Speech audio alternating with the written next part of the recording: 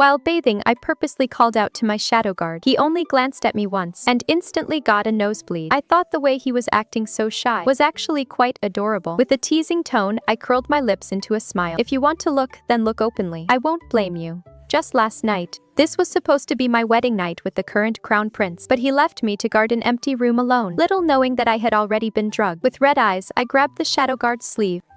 Beicang, help me. This servant dare not. This servant will go find His Highness, the Crown Prince, for you. Are you truly willing to let another man touch me? As soon as those words left my mouth, his eyes instantly turned red. His clenched fists turned his knuckles white.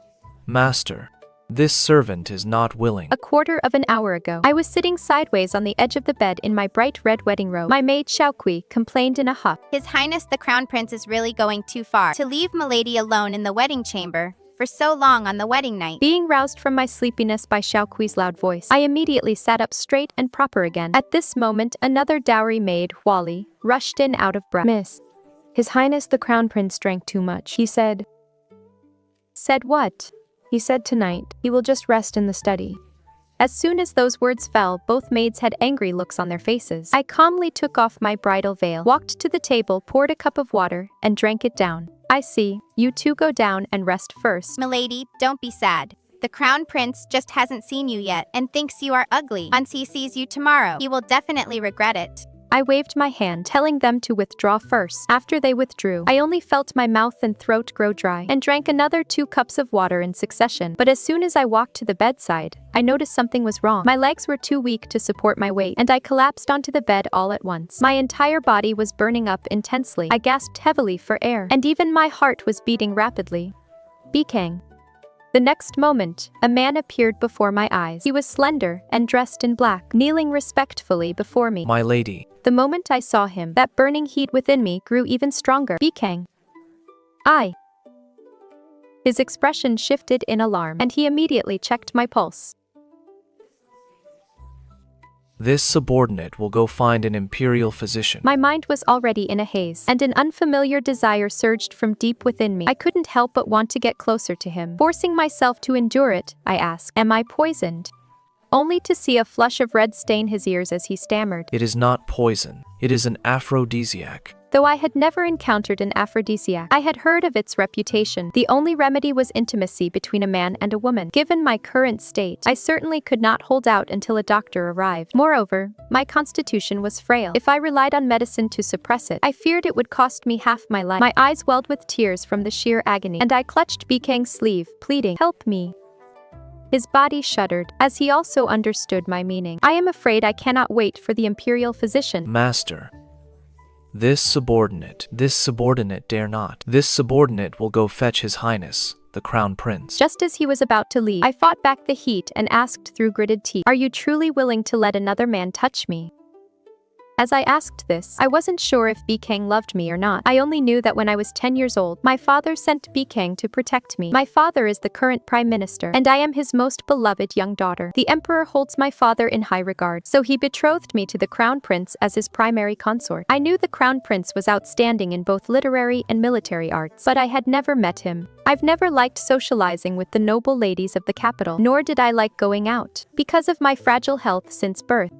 Rumors spread through the capital that I was a sickly invalid, on the verge of death, and too hideously ugly to be seen by anyone. After all, hardly anyone had ever seen me, so naturally, they assumed I must be ugly. Over the years, I rarely left my quarters, and rarely saw any other men. Only Beicang was always by my side, keeping me safe. In truth, I had long harbored feelings for him. I didn't know if he felt only loyalty toward me, or if he also hid a trace of affection for me. Just as I was lost in thought, his deep voice broke the silence. My lady, your servant is unwilling. He said he was unwilling. Did this mean he loved me too?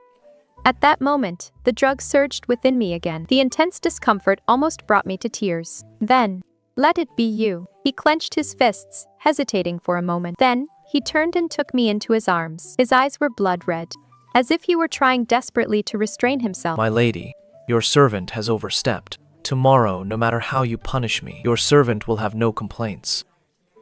The next morning, I lay weak and exhausted on the bed, my eyes half closed, only to see Beicang already fully dressed, kneeling before the bed. Startled, my sleepiness vanished instantly. "What are you doing?" Your servant offended you last night, mistress. Please punish me. And here I thought something terrible had happened. You gave me a fright. Rise, I do not blame you. I lay back down again. But this time, I wasn't nearly as sleepy because my entire body felt rather uncomfortable. I had no choice but to get up. I looked up and met Beicang's gaze. Why are you still kneeling? I already said I don't blame you. My lady, please punish me. I rubbed my temples with a headache, thinking I was unwell. He immediately asked, Where does master feel unwell? I glanced at him and told him to stand up first. Yet he remained kneeling, straight as a board. I slowly let out a sigh. Stand up first. Once I have decided how to punish you, you can receive your punishment then. How about that? Hearing this, he finally complied and stood up. I called out for Xiaokui a few times. Xiaokui pushed the door open and entered. Seeing the complete mess in the room, she instantly understood what had happened. Pointing at Beicang, she began to scold him. Beicang, how dare you? I cut her off with a light cough. Tidy up this place first. Word of today's matter must not get out. Seeing that I didn't even blame Beicang, Xiaokui could hardly say more. With a respectful nod, she began to clean up. I took out a gown and changed into it. The collar happened to cover the marks on my neck. Xiaokui, where is Wally? Replying to my lady. She realized she might have used the wrong form of address and immediately choked on her words. No matter. You may still call me my lady in private. Yes, my lady. Wally has gone to fetch water for washing. I gave a soft hum of acknowledgement, then walked over to sit at the dressing table. Beicang stole a glance at me, then immediately lowered his head again. My lady, should this subordinate excuse himself? I took out 2 hairpins and asked him, which one do you think looks better? The white one matches master's outfit today. It is beautiful. You have great taste, Beicang. Just then, Wally came in carrying the basin of water. She looked at Beicang in confusion. Beicang, why are you showing yourself? Shadow guards usually hide in the shadows. Unless the master is in danger or summons them, they do not show their faces. I waved my hand, signaling Beicang to dismiss himself first. Once Beicang was hidden, I finished washing up and went to look for the crown prince. However, the crown prince's guard informed me that his highness had not risen yet. I let out a sigh. Once his highness wakes up, tell him that I have proceeded to the palace first. Today we must pay our respects to the emperor and empress. It matters not if he wakes up late, but I will be the one others gossip about, saying I lack proper etiquette. Once inside the carriage, I immediately fell asleep, having stayed awake all night last night. My entire body felt sore and incredibly exhausted now. The carriage was bumpy, making my sleep fitful. In my daze, someone seemed to pull me into their arms. That embrace was warm, carrying a faint scent of green wood, allowing me to sink peacefully into dreamland. I knew it was Beicang. I did not know how long I slept, until Xiaokui's voice drifted in. Miss, we have arrived. I opened my eyes groggily. Beicang was no longer by my side, but that trace of scent still lingered. I nodded, got up, and stepped out of the carriage. Upon entering the palace, I went to pay my respects to the emperor and empress. They had never met me before, as I had lived deep within the prime minister's estate for years. When they saw me, they took a great liking to me, praising my beautiful looks repeatedly. When they learned the crown prince was drunk last night and hadn't awoken, they didn't blame him either, telling me to return to the estate and get some good rest. Although I had lived secluded in the estate for a long time, I still carried myself with proper manners and etiquette. After all, Father had hired a special etiquette tutor to teach me. On the way back to the manor, I caught the aroma of sweet pancakes. I absolutely loved these sweet pancakes. In the past, Father would always bring some back for me after leaving court. I softly called out, Beicang. Beicang immediately leaped in through the carriage window. My lady. I tugged at his sleeve and shook it slightly. Beicang, I want to eat sweet pancakes. There was a hint of playfulness in my tone. Beicang's body tensed slightly. Yes.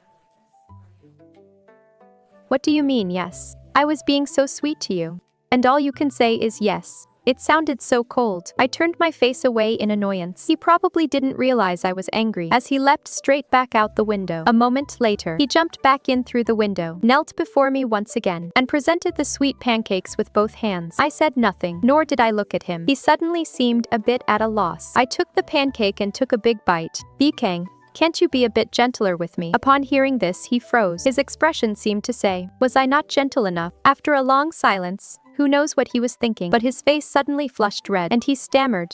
This servant begs for forgiveness. I was too rough and hurt you, master. Please punish me, master. What on earth was he talking about? Looking at his bright red face, I suddenly understood. Did he misunderstand something? My cheeks burned with embarrassment. I didn't mean that. Oh, forget it. You may leave now. I don't want to see you. You are such a blockhead. He really just left like that, not going to comfort me. Can't he see that I'm angry?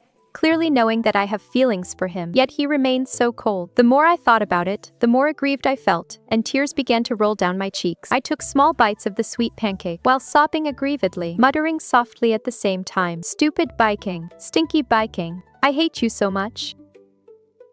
Outside the carriage, Wally suddenly said, Miss, Beicang is following behind the carriage. "Isn't he supposed to stay hidden? Why is he following behind so openly?" I lifted the curtain and looked back, and indeed, I saw Beicang walking behind the carriage. He actually looked somewhat downcast. Now I felt even more aggrieved. He was clearly the one who made me angry, yet he looked even more aggrieved than I did. I let the curtain down and continued eating my sweet pancake, but in the end, I couldn't help but worry about him, so I called out to him again.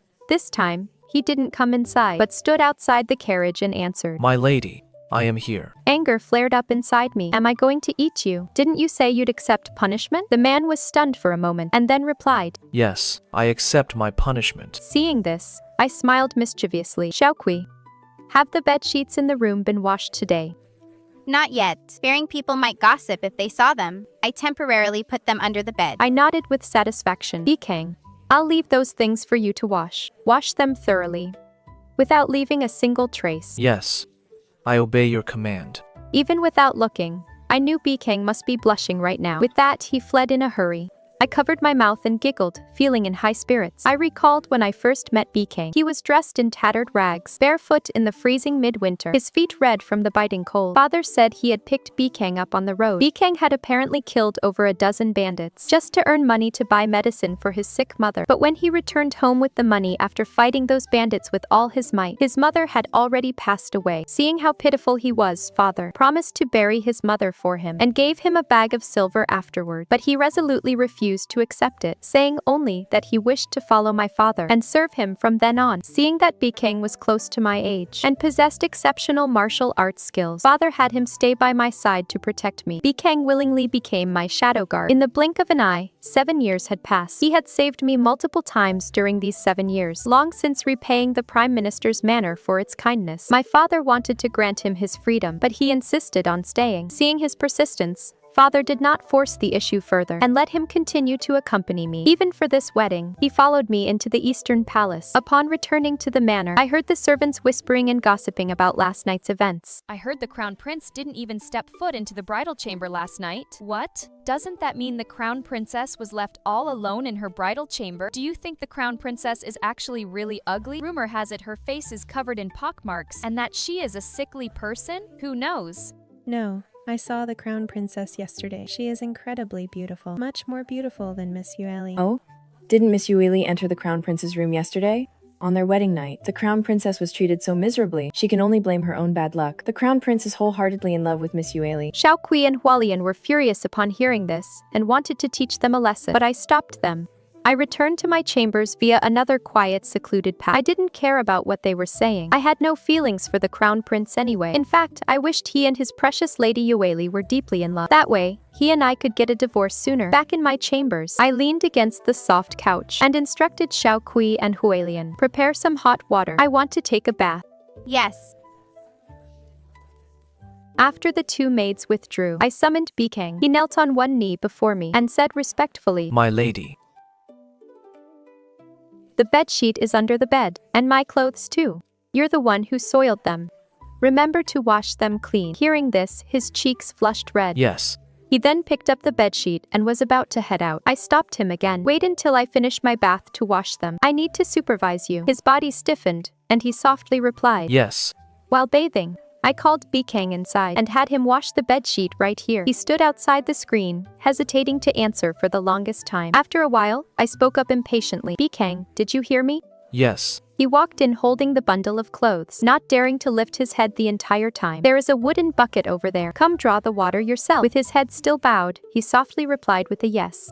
I don't believe for a second that you can keep your head bowed forever. He scooped water into the bucket from the edge of the tub, keeping his head down the entire time, not daring to look at me. Then he turned his back to me and began scrubbing the clothes. My goodness, I pouted and said, with your back turned to me, how am I supposed to supervise? He paused for a moment and turned back sluggishly, glancing up at me, before quickly lowering his head again to resume washing the sheets. Traces from yesterday still remained on the sheets. I caught a glimpse of his reddened earlobes, standing out as bright as blood. He washed very slowly, rubbing and scrubbing with utmost care. Every part of the sheets was scrubbed clean. Once the sheets were washed, he placed them in another wooden bucket, and then picked up my red inner robe to start washing it. Next were the inner pants. Not only was he blushing the entire time, but even I was starting to feel a bit embarrassed. After washing everything, just as he was about to take them out to dry, I'll call, Beicang. My neck hurts, and my waist is sore too. Come massage them for me. He was even more thin-skinned than I was. He froze right on the spot, not daring to move an inch. The corners of my lips curled up slightly. I wanted to keep teasing him. His shy look was truly adorable. I coaxed him in a soft, pampered voice. Beicang, you did this after all. Aren't you going to massage it for me? Upon hearing this, he nearly lost his footing. The wooden bucket in his hands hit the floor with a loud clatter. Hearing the noise, Xiaoqui and Huali rushed in. Miss, what is happening? As soon as they walked in and saw Beicang, they were utterly dumbfounded. Beicang. Looking at Beicang's stiff back, I couldn't help but chuckle softly. Clean up that spot over there. Take those back out and wash them again. Unless I call for you, do not come in. As I spoke, I pointed at the clothes and sheets scattered by Beicang's feet. They instantly understood, picked up the things with blushing faces, and withdrew. Meanwhile, Beicang was still standing frozen on the spot. I spoke up and asked, Beicang, do you not want to take responsibility? Beicang hurriedly turned around and knelt down. I won't. This subordinate, I do. If you do, then come over and massage it for me. He approached anxiously, keeping his head down for fear of seeing what he shouldn't. His palms were very warm, with a thin layer of calluses. Only, his strength was slightly too heavy. I frowned and let out a soft groan. Beicang, gentler. His hand paused, probably remembering what happened last night. His heartbeat suddenly accelerated. I could hear his heartbeat, rapid and loud. He seemed to be regulating his breathing. A moment later, he raised his hand again and massaged my neck. This time, he channeled his inner energy into my neck, making it feel much more comfortable instantly. My waist is sore too. He placed his palm on my waist again, slowly channeling his inner energy. The soreness in my waist indeed lessened. A sudden thought struck me, and I turned my head to meet his eyes. Beicang, is it soft? He stared at me blankly, and then looked away. He softly said, soft. His eyes were deep, and a high, straight nose. His thin lips lightly pursed, and his jawline was sharp and clean-cut. His cheeks flushed from within, looking like a man bathed in a gentle spring breeze. It made my heart flutter wildly. So handsome. I had never seen anyone so good-looking. He was even a bit more delicate than I was. Yet the aura emanating from his core carried a complete dominance. If I didn't know him, I would really think he was a cold and ruthless assassin. I looked at him with a beaming smile. Beicang, you are truly handsome. Master is even more beautiful. Hearing these words made my heart bloom with joy. Who wouldn't be delighted to be called beautiful by the one they adore? I didn't get up until the water began to cool. He took a glance, then quickly lowered his head, and then his nose started bleeding. Didn't you see clearly yesterday? How is your nose bleeding again? This subordinate deserves death. If you want to look, then look openly. I won't blame you. He hurriedly took a few steps back. My lady, this subordinate shall take his leave. I gave a soft hum, letting him flee in panic. He really is incredibly cute, even more easily embarrassed than a woman. I stepped out, and had just lain down on the bed to doze off for a bit, when Xiaoqui's voice came from outside the door. Crown Princess, His Royal Highness, the Crown Prince has arrived. I opened my eyes and got up. At that moment, the door was open, and a handsome, elegant man walked in. I curtsied slightly in greeting. Your handmaid greets your highness. He didn't speak, but I knew his gaze was carefully sizing me up. I gritted my teeth in secret. I hadn't slept a wink last night, and had to enter the palace early this morning to pay my respects. I finally got back to bathe and rest, yet here you are to pick a fight. I coughed softly twice. He finally spoke. You will reside here from now on, but we will not have a real marriage. I have someone I love. You must have heard it from the servants in the estate. I sneered in my heart. No matter. Feel free to love that Yueli all you want. It is not as if I am in love with you anyway. But I couldn't let too much joy show on my face. I had to hold back from laughing out loud. Your handmaid understands. But surely you cannot expect me to remain a celibate wife forever. Hearing this, he was taken aback, probably not expecting me to be so direct. I continued. I hope your highness can find a way to arrange a divorce, so you can also give Lady Yueli an official status. He cleared his throat twice and looked away awkwardly. Of course, I will find a way to get a divorce. In the meantime, you can also find some amusement. I won't interfere with you. Just don't let outsiders find out. I nodded.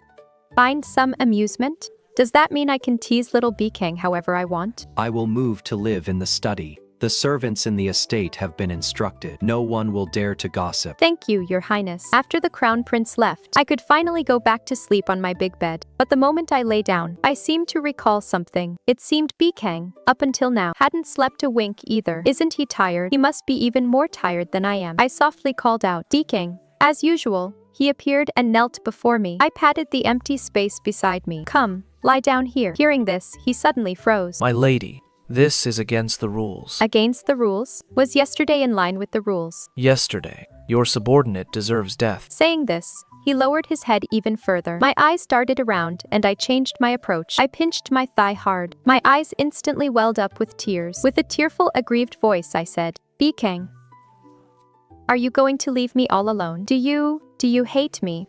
Hearing me cry, he immediately looked up, as expected. He stared at me in a panic, his eyes filled with distress. No, I do not dislike you, master. Although he was soothing me, he still didn't budge, remaining on his knees on the floor. I cried even harder, large teardrops rolling down my cheeks. Then why won't you hold me?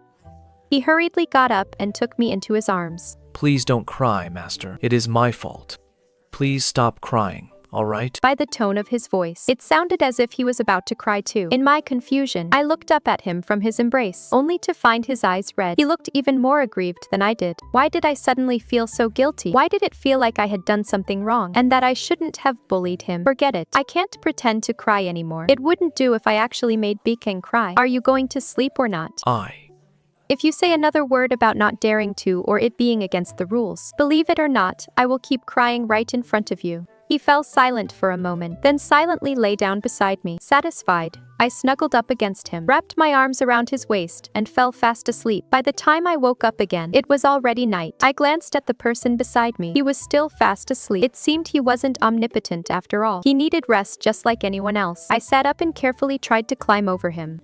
But I saw him suddenly open his eyes, which startled me so much that I leaned forward and fell face first toward the floor. Oh no, falling like this would surely ruin my face. But in the next instant, a strong arm wrapped around my waist. He pulled me right back into his chest. My lady, are you all right? His voice came from above my head as I lay pressed against his chest and could hear his steady, powerful heartbeat. I'm fine.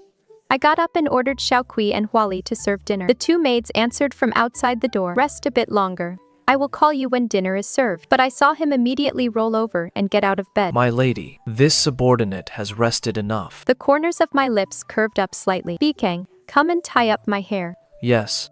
He knew how to style hair. The first time I had him do it, he made a complete mess of it, so I made him learn. After practicing on my head a dozen times, he finally learned. It seemed he hadn't styled my hair in a long time. Ever since the imperial decree of marriage was issued, he had deliberately distanced himself from me. He would even stand several paces away when speaking to me. I looked at the hair bun he had styled for me with satisfaction and asked softly, Beicang, do I look beautiful? He lowered his eyes and nodded. You look beautiful. I turned around and hooked his chin with my finger. How do you know I look beautiful without even looking at me? Or perhaps, I hold a very deep place in your heart. He looked into my eyes, his Adam's apple bobbing unconsciously. He remained silent for a moment before speaking. In this subordinate's heart, master will always be the most beautiful. Then, do you like it? The tips of his ears instantly turned bright red. I do. I found him highly amusing. After all this time, he still blushed at the slightest thing. How did he look like a shadow guard at all? He was clearly just an innocent young boy. My fingertips slowly moved to his Adam's apple. I could feel his heart beating even faster. Using the pad of my finger, I gently caressed his Adam's apple. His eyes turned red as he called out aggrievedly, Master. Does your back still hurt? His body stiffened slightly. I whispered, No, it doesn't. Come to think of it, I must have scratched his back quite hard yesterday, because this morning I saw his back was covered in scratch marks. I leaned close to his ear. It must hurt quite a bit. I was in a lot of pain back then too, hurting along with me. It is pretty good. His whole body swayed, and then he spoke in a low, raspy voice. I'm sorry. This servant deserves to die. Just then, Xiaokui's voice came from outside the door. Miss, dinner is ready. I pulled Beicang up. Let's go. Time to eat. The two maids weren't too surprised to see Beicang this time. They simply laid out the food and stepped aside. After taking my seat, I told them to sit down and eat with me. The two maids didn't say anything, since we used to eat together often anyway. But in the past, whenever I asked Beicang to join us, he would always refuse, saying something about it not being proper. And indeed, this time was no different. I slapped the table and stood up. Beicang was so startled that his entire body instantly froze. Beicang, are you unwilling to dine with me? Without waiting for him to speak, I went back to the bed in a huff, burrowing straight under the covers with my back turned to them. Then I won't eat either. You guys go ahead and eat. I have no appetite. The two maids hurriedly signaled to Beicang with their eyes. Beicang walked slowly over to the bed and gently patted my shoulder. My lady, this servant is not unwilling. I ignored him. Beicang, you giant blockhead. In the past, I let your coldness slide. But why are you still so distant now? Don't you love me? Liar. I felt a bit aggrieved. Having lived deep within the manor for years, I knew very few people, and those who treated me with sincerity were even fewer. I had already been so proactive, yet he remained as stiff as a block of wood. Seeing that I was angry, the two maids tactfully withdrew and closed the door behind them. Beicang knelt by the bed. Master, it is my fault. I deserve to die. I was so angry that my tears immediately fell. He kept repeating those same few words over and over. I deserve to die. I deserve to die. Who wants you to die? Don't you know how to comfort me? You only know how to say this. I cried even harder. He hurriedly turned my whole body around. I looked at him with tearful eyes and a pouting mouth. He raised his hand and gently wiped away my tears, apologizing constantly. Please do not cry, master. It is my fault. Please stop crying, all right? Beicang, you don't love me at all, do you? If I hadn't forced you last night, you wouldn't have. Am I right? No. I love you, master. I love you very much. The pain in his eyes did not seem fake. I sat up and held out my arms, then hugged me. He froze for a moment and then immediately took me into his arms. I asked him, do you love master or do you love Wenruan? He was stunned. I could feel how bewildered he was. Perhaps in his mind, both master and Wenruan were me. He stammered for a long time without answering. He was probably afraid that a wrong answer would make me cry again. Father named me Ruanduan, meaning soft. It is indeed very fitting. I cry very easily. Whenever I feel wronged, I cannot help but shed tears. I explained, loyalty is for the master. Love is for Wenruan. The master and Wenruan. This subordinate likes both. Meaning his loyalty is for me, and his love is also for me. This answer pleased me greatly. I stopped throwing a tantrum. Any more fussing would make me seem too dramatic. But then, I actually am quite dramatic. On the third day of the marriage, the crown prince did not accompany me to visit my parents. It was said he was held back by that lady Yueli. I did not mind either. The more cold and indifferent he is to me, the more natural our future divorce will be. Upon returning to the prime minister's estate, my father did not see the crown prince, and his face instantly darkened. He asked if the crown prince had mistreated me. I won't. It is just that we have no feelings for each other. My father was deeply saddened, regretting that he did not refuse this marriage. I returned to my boudoir. Beicang suddenly appeared and knelt before me. My lady, I have found a lead on the drugging incident. I could not bear to see him always kneeling. Stand up and speak. Do not kneel at every turn in the future. My lady, rules cannot be discarded. I embraced him. Beicang, be good.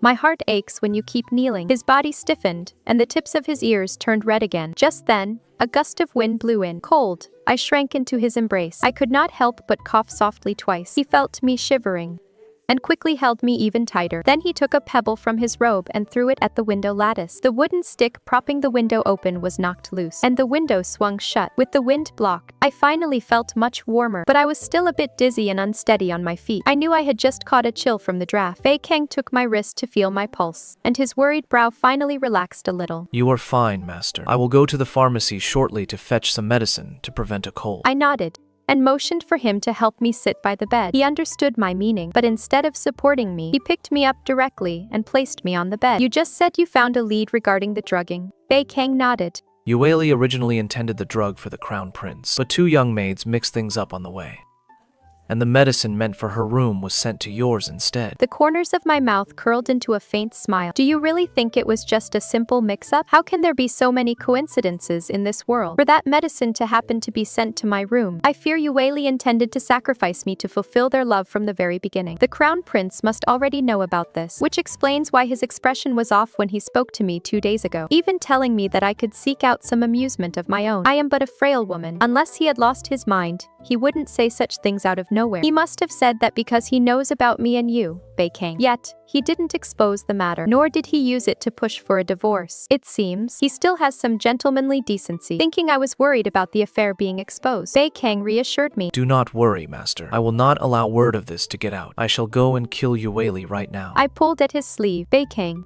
is it so bad if word gets out? That way, I can finally get a divorce. He frowned slightly. My lady, it would ruin your reputation. I intentionally feigned a look of deep sorrow. Would you look down on me, Beicang?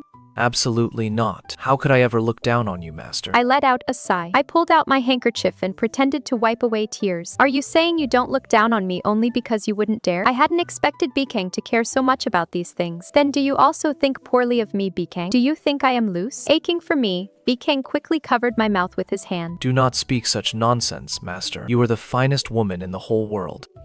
I felt a warmth in my heart. For years, outsiders had always called me a sickly weakling. When the imperial decree for our marriage was handed down, everyone said I was unworthy of the talented and virtuous crown prince. Aside from my father, Shaokui, and Huali, only Beicang truly saw my worth. He even thought of me as the finest woman in the world. But I wasn't that good at all. My health was poor, and I lacked the reserved modesty of ordinary women. I would actively pursue the man I loved because I felt this fragile body of mine could expire at any moment. If I didn't even fight for the one I loved, it would be a great regret. But at this moment, I regretted it. How could someone like me, who might lose her life at any time, drag Beicang down with her? If I were to die, what would become of him? I asked him, Beicang, do you love me? Think carefully before you answer. Liking someone is different from loving someone. I trusted Beicang understood what I meant. He remained silent for a long while, seemingly pondering the question with deep gravity. Only after a long while did he reply. I love you deeply, master. If you demand my life, I will offer it up gladly.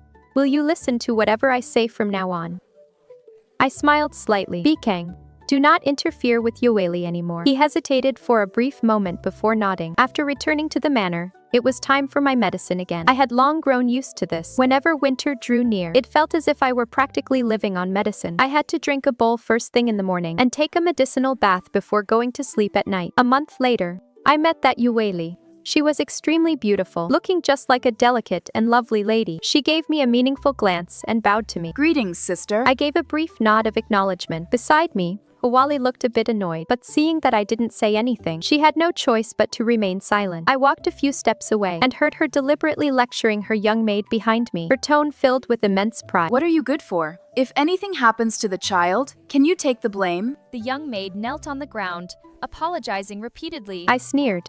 Why use such schemes on me? It is not like I love your crown prince. I walked away with large strides. Once back in my bedchamber, I lay down again. For some reason, I had been feeling constantly drowsy these past few days. I called out Beicang. Beicang appeared and knelt before me. Just seeing him made my mood feel much lighter. Beicang, I will be divorcing the crown prince very soon. Have you ever thought about venturing out into the world and building a career of your own? It wasn't that I looked down on his humble status, but after all, I was the prime minister's legitimate daughter, and my father doted on me. If he remained just a shadow guard, even if I were a divorced woman, I feared my father would never agree to let me marry him. He was stunned for a moment, clearly understanding my meaning. My lady, this subordinate cannot feel at ease leaving you. What is there to worry about? You possess superb martial arts skills. You will surely carve out a place for yourself. He wanted to decline again, but I cut him off first. Beicang, don't you want to marry me?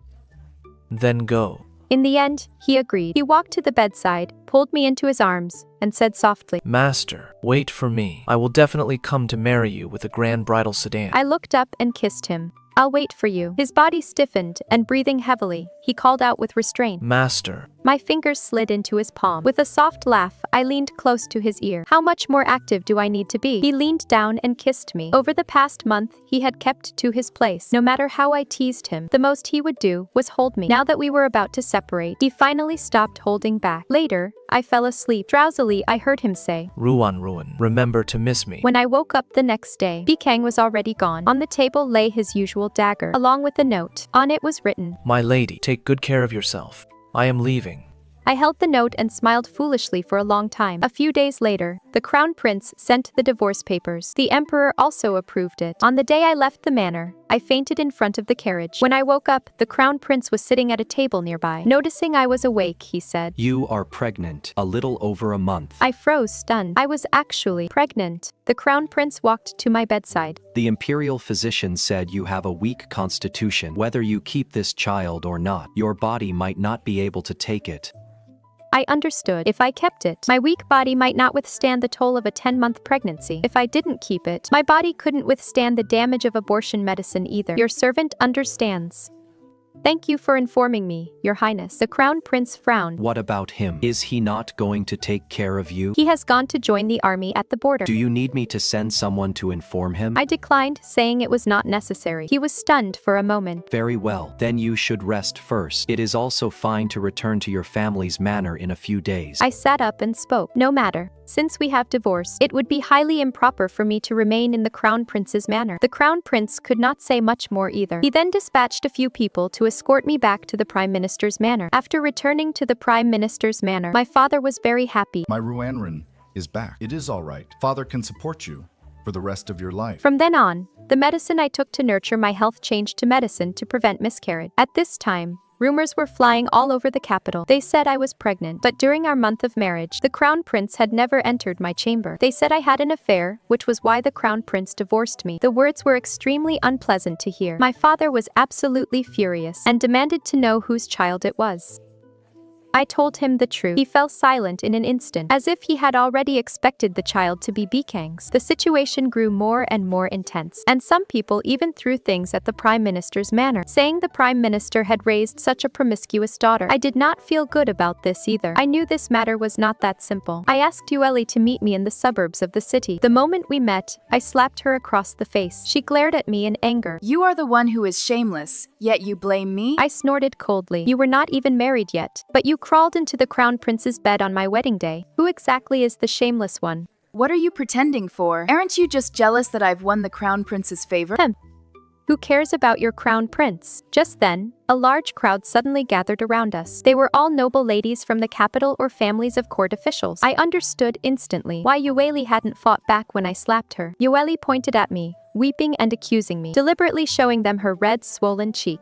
They couldn't stand me to begin with, so they all began to scold me in unison. I walked away, completely turning a deaf ear to them. When I saw Xiaokui and Huali waiting by the carriage, I could no longer hold back my tears and burst out crying. Flustered, they hurriedly asked if I had been bullied. Without saying a word, I sat back in the carriage and choked out. Let's return to the manor. The two maids felt terribly sorry for me, but they obediently drove the carriage back anyway. Looking at the rotten vegetables and fruits thrown outside the Prime Minister's manor, my tears fell once again. Xiaokui brought me back into the manor through the back door. Seeing my red and swollen eyes, my father's eyes well up with tears too. In the end, he patted my shoulder and told me to get some good rest. The next day, my father reported to the emperor, requesting to resign and return to his hometown. The emperor did not agree, but he said he could grant my father a few months of leave to take me out to clear my mind. And so, we went to a town called Qingcheng. No one knew us there. I didn't know where Beicang had gone. There were 4 frontiers, east, west, south, and north, where one could join the army. At the moment, battles with neighboring countries were only being fought in the west and north. With my weak body and being pregnant, it was truly impossible for me to go looking for him. The local customs here were simple and honest, and the magistrate of Qingcheng was also a diligent official who loved the people. He kept Qingcheng highly organized and peaceful. 4 months later, father had to return to the capital, but I did not want to go back. Father didn't say much about it. After leaving me some banknotes, he told me to take good care of myself and then departed. Half a month later, I received letters from Beicang. There were 5 letters in total. They had all been sent to the Prime Minister's manor, and then my father had someone deliver them to me. I hope this letter finds you well. Are you doing well, master? I miss you very much. I have been in the army for a month now. I have finally found a way to write to you. Today, the marshal commended me, so I am writing to share the news with you. Master, I hope this letter finds you well. Today, I performed a great service. I slew 3 enemy generals in a row and was promoted 3 ranks. I miss you so much, Master. I wonder if you are doing well. Looking at his neat handwriting, my tears suddenly began to fall. Fetching my brush, ink, paper, and inkstone, I began to write back to him. All is well with me. I miss you dearly as well. The battlefield is a dangerous place, so please be careful in everything you do. Fearing it would distract him, I did not tell him about my pregnancy. Once finished, I gave the letter to Xiaokui and asked her to find someone to deliver it for me. Beicang and I kept corresponding back and forth until my 8th month of pregnancy. I had not received a letter from him for 2 months. Anxious and overcome with worry, I went into premature labor. Xiaokui and Huali bustled about, boiling hot water and preparing the delivery tools. I exhausted all my strength, drenched in sweat, but the labor was difficult. I could hear the midwife pacing anxiously, repeatedly urging me to push. But I truly had no strength left. I was so tired, and I could barely keep my eyes open. You must not sleep, miss. I could hear them calling out to me, but My strength was completely spent. What a pity that I could not see Beicang one last time. I wondered if Beicang would hate me. I knew full well my weak body could not be with him for long, yet I still chose to provoke his affections. Would he hate me? Oh, well, let him hate me then. After all, once I am dead, I will never know if you hate me or not. Master, your servant has returned. I thought I heard Beicang calling me. I struggled to open my eyes. What came into view was the face I had yearned for day and night. I burst into tears at once. I called out, Beicang. He gripped my hand tightly. Your servant is here. Your servant is here. His eyes turned red. I bit my lower lip hard. The pain brought me back to my senses a little. This was not a dream. It really was Beicang. Seeing me wake up, he pulled me into his arms in a tight embrace. Inhaling his familiar scent of green wood, my nose tingled with sorrow. Do not fear, master. Your servant will stay right here and guard you. The midwife said hesitantly, My lord, childbirth is too unclean of an affair. Please wait outside. However, before she could finish, Beicang's sword was already pressed against her neck. Deliver the child immediately. If anything happens to her, I will execute you. Terrified, the midwife nodded repeatedly. She walked back to the foot of the bed, took a look, and said to me tremblingly, Push. I took a deep breath. I gripped the edge of the bed with one hand and the other tightly held by Beicang. I summoned the last ounce of my strength and pushed hard. Waka, waka. Before passing out, I heard the sound of a baby crying. When I woke up again, Beicang was watching over me, never leaving my side. He looked haggard and exhausted. Seeing me open my eyes, he quickly leaned forward. Master, you are awake. Are you hungry? Where is the baby? The wet nurse took him out to feed. He caressed my head and suddenly burst into tears. My lady, you were living so miserably. Why did you not tell your servant that I was flustered? This was the first time I had ever seen him cry. I comforted him. I've been doing well. I'm fine. Am I not perfectly fine now? He held me even tighter, sobbing. Your servant almost never got to see my lady again. I didn't know what to say. I indeed had sort of lied to him. I carefully wiped away his tears. All right now. Clearly, I'm the crybaby here.